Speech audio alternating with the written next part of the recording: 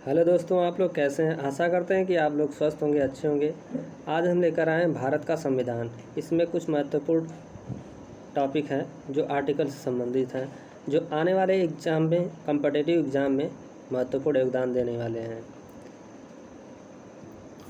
जैसे कि यूपीएसआई, लेखपाल, एसएससी जीडी और यूपी पुलिस, अनेक कॉम्पिटिटिव एग्ज़ाम में इनका योगदान रहने वाला है। तो आइए देरी न करते हुए इनको देख लेते हैं। तो ये हैं कुछ महत्वपूर्ण आर्टिकल हैं जो आपके एग्ज़ाम में आने की अति संभावना है। तो इसमें देखते हैं, पहला है इसमें पहला आर्टिकल, संघ का नाम और राज्य क्षेत्र। दूसरा आर्टिकल से संबंधित है नए राज्यों का प्रवेश या स्थापना। तीसरा आर्टिकल से संबंधित है राज्य का निर्माण तथा सीमाओं या नामों में परिवर्तन। चौथे आर्टिकल में पहली अनुसूची व चौथी अनुसूची के संशोधन तथा 2 और 3 के अधीन बनाई गई विधियाँ। अनुच्छेद 5 में क्या है, संविधान के प्रारंभ पर नागरिकता है। आगे है आर्टिकल 6, भारत आने वाले व्यक्तियों की नागरिकता। आर्टिकल 7 में पाकिस्तान जाने वाले व्यक्तियों की नागरिकता। आर्टिकल 8 में भारत के बाहर रहने वाले व्यक्तियों की नागरिकता। आर्टिकल 9 में विदेशी राज्य की नागरिकता लेने पर नागरिकता का ना होना।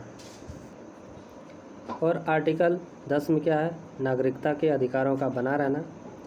आर्टिकल 11 में क्या है, संसद द्वारा नागरिकता के लिए कानून का विनियमन।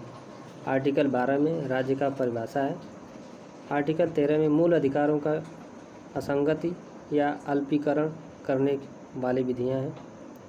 आर्टिकल 14 में क्या है, विधि के समक्ष समता समानता का अधिकार है। आर्टिकल 15 में क्या है, धर्म जाति लिंग पर भेद का प्रतिषेध है। आर्टिकल 16 में लोक नियोजन में अवसर की समानता। आर्टिकल 17 में अस्पृश्यता का अंत है। और आर्टिकल 18 में उपाधियों का अंत है। और आर्टिकल 19 में वाक की स्वतंत्रता, मतलब बोलने की स्वतंत्रता है। आर्टिकल 20 में क्या है, अपराधों के दोष सिद्ध करने के संबंध में संरक्षण है। और आर्टिकल 21 में क्या है, प्राण और दहेज की स्वतंत्रता है। आगे है आर्टिकल 21 के क में 6 से 14 वर्ष के बच्चों को शिक्षा का अधिकार है। आर्टिकल 22 में कुछ दशाओं में गिरफ्तारी से संरक्षण है। आर्टिकल 23 में मानव के दुर्व्यापार और बाल आश्रम है। आर्टिकल 24 में कारखानों में बालक का नियोजन का प्रतिशत है। आर्टिकल 25 में धर्म का आचरण और प्रचार की स्वतंत्रता है। आर्टिकल 26 में धार्मिक कार्यों के प्रबंध की स्वतंत्रता है। आर्टिकल 29 में अल्पसंख्यक वर्गों के हितों का संरक्षण है। आर्टिकल 30 में शिक्षा संस्थाओं की स्थापना और प्रशासन करने का अल्पसंख्यक का वर्गों का अधिकार है। आर्टिकल 32 में अधिकारों को प्रवर्तित कराने के लिए उपचार है। आर्टिकल 36 में परिभाषा है। आर्टिकल 40 में ग्राम पंचायतों का संगठन है।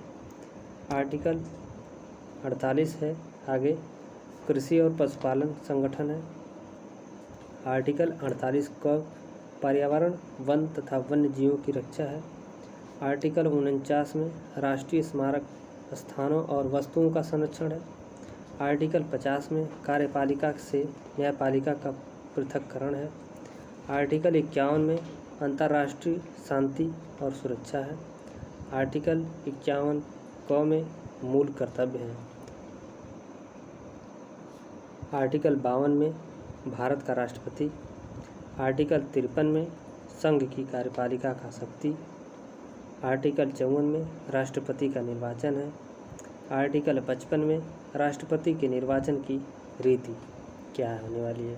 आर्टिकल 56 में राष्ट्रपति की पदावधि है। आर्टिकल 57 में पुनर्निर्वाचन के लिए पात्रता है। आर्टिकल 58 में राष्ट्रपति निर्वाचन होने के लिए अर्हताएँ हैं, मतलब 58 में राष्ट्रपति निर्वाचित होने के लिए क्या अर्हताएँ होनी चाहिए वो है। आर्टिकल 59 में राष्ट्रपति पद के लिए शर्त क्या होनी चाहिए है। राष्ट्रपति की शपथ आर्टिकल 60 में। आर्टिकल 61 में राष्ट्रपति पर महाभियोग चलाने की प्रक्रिया है। आर्टिकल 62 में राष्ट्रपति पद पर व्यक्ति को भरने के लिए निर्वाचन का समय और रीतियाँ हैं। आर्टिकल 63 में भारत का उपराष्ट्रपति। आर्टिकल 64 में उपराष्ट्रपति का राज्यसभा का प्रदेश सभापति होना। आर्टिकल 65 में राष्ट्रपति के पद की रिक्ति पर उपराष्ट्रपति के कार्य हैं। आर्टिकल 66 में उपराष्ट्रपति का निर्वाचन है। आर्टिकल 67 में उपराष्ट्रपति की पदावधि है। आर्टिकल 68 में उपराष्ट्रपति के पद की रिक्त पद भरने के लिए है। आर्टिकल 59 में उपराष्ट्रपति द्वारा शपथ है। आर्टिकल 70 में अन्य आकस्मिकता में राष्ट्रपति के कर्तव्यों का निर्वहन है। आर्टिकल 71 में राष्ट्रपति और उपराष्ट्रपति के निर्वाचन संबंधित विषय हैं। आर्टिकल 72 में क्षमादान की शक्ति है। आर्टिकल 73 में संघ की कार्यपालिका शक्ति का विस्तार है। आर्टिकल 74 में राष्ट्रपति को सलाह देने के लिए मंत्रिपरिषद है। आर्टिकल 75 में मंत्रियों के बारे में उपबंध है। आर्टिकल 76 में भारत का महान्यायवादी होता है। आर्टिकल 77 में भारत सरकार के कार्य का संचालन होता है। आर्टिकल 78 में राष्ट्रपति को जानकारी देने के प्रधानमंत्री के कर्तव्य हैं। आर्टिकल 79 में संसद का गठन है। आर्टिकल 80 में राज्यसभा का गठन है। आर्टिकल 81 में लोकसभा का गठन है। आर्टिकल 83 में संसद के सदनों की अवधि है। आर्टिकल 84 में संसद के सदस्यों के लिए अर्हताएँ हैं। आर्टिकल 85 में संसद का सत्रावसान और विघटन है। आगे है आर्टिकल 87 में राष्ट्रपति का विशेष अभिभाषण है।